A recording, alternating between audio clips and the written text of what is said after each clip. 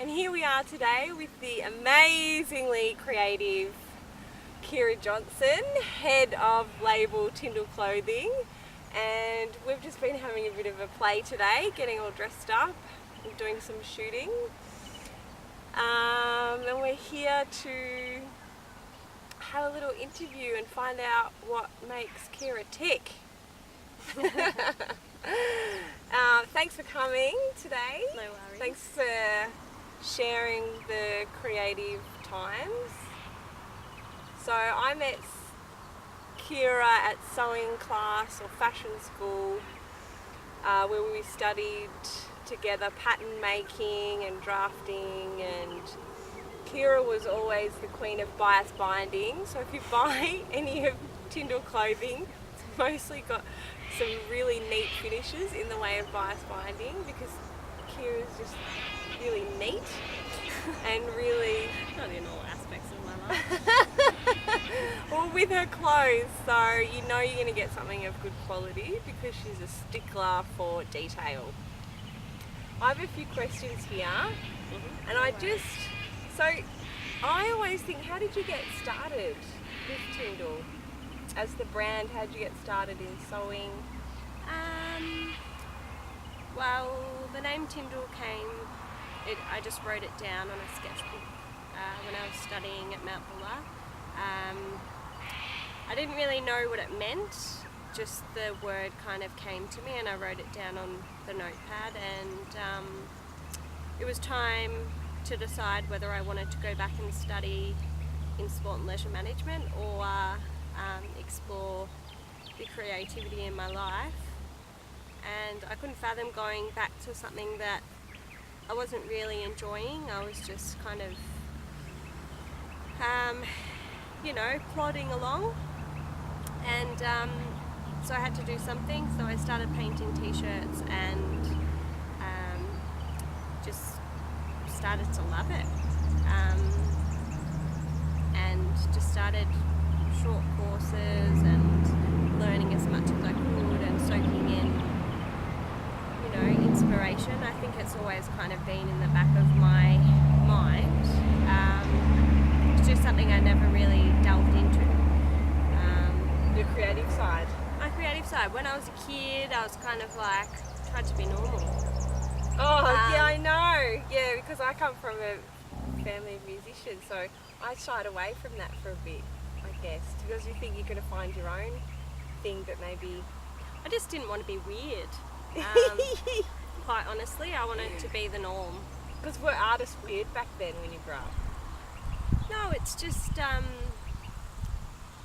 don't know, I was just trying to fit in. Yeah. I didn't... Maybe that wasn't the common thing in your life. People weren't more doing sports or something. Yeah, probably sport-orientated school. Yeah. I did graphics and things like that. It wasn't until later life that I found the power in creativity and dealing with emotions through creativity, and with sadness comes, it's painful, but there's the most amazing, I don't know, you create your best work. You create your best work when you're depressed or you are sad about something. It's only just recently that I've been able to take happiness and use that within my work, and I've gone through phases from colour to more neutral colours and kind of trying to tone it down, but now the colour's coming back out, and I think that that represents happiness. Because you're in a happy space right now? Yeah, I'm in a great space. It's just kind of over time, it's what's the next thing, what's happening next, and kind of embracing that opportunity, and just giving it everything and just feeling it. Yeah, right. Being in that moment, and I'm gonna have this feeling, and my life's run through anxiety. I obviously drink a lot of coffee, and I don't really you know, when I've got a show or a runway or something like that, my passion takes over and I will be sleep deprived and I will sew for hours and hours and hours just to hit that deadline. Yeah. Yeah, the most extreme thing is staying awake for 40 hours finishing sewing, and that was purely passion. It was something that kind of came... Because you love what you're doing, so you can give it so much energy. There wasn't an option to quit, and it's just, you know, you don't stay awake for that long if you don't really love it, and Yeah. you're not... I don't know. Not passionate. Yeah, that's so... I love... I'm saying I don't know. I love that you... Because I saw Ciara's sketches and the word Tindle as like for the very first time she drew it in the page of her sketchbook. And I just love that it's come from that and all your pictures and even your geometric designs and pictures, and when you were experimenting with painting and pencils, that came out into one of your runways. And everyone's faces were painted in these geometric, colourful designs, and it really complemented the clothing. That I also have seen you, like, from those designs, from those sketches, and then create. I think that's amazing. Like, you followed that whole process the whole way through, and no matter what you're going through in your life, like, somehow that's all coming out in the work as well. Yeah, I think it's definitely helped me. I think it's when I was growing up, I didn't know how to express myself. I didn't know what my outlet was, and it's taken time to learn the skills and study and have that influence of someone being able to teach you the skills to get what's in your mind out and for it to be real. And obviously there's a lot of processes, and I just decided a long time ago that I wanted to know every single stage. I think it's important to be knowledgeable, and you know, further down the track when I want, you know, have sewers and to go into manufacturing and things like that, I believe you need the knowledge behind that, and I've experienced it, and yeah, just learning every detail.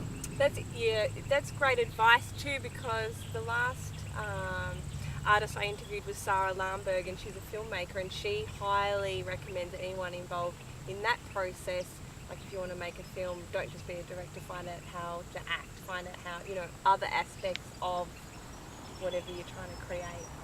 I've always been the why girl. I've always sought knowledge.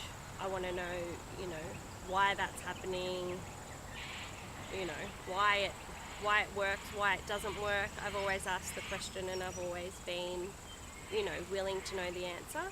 You know, I seek. Curious. Yeah, really curious, and I think it's important that you don't just sit high above as a designer, and then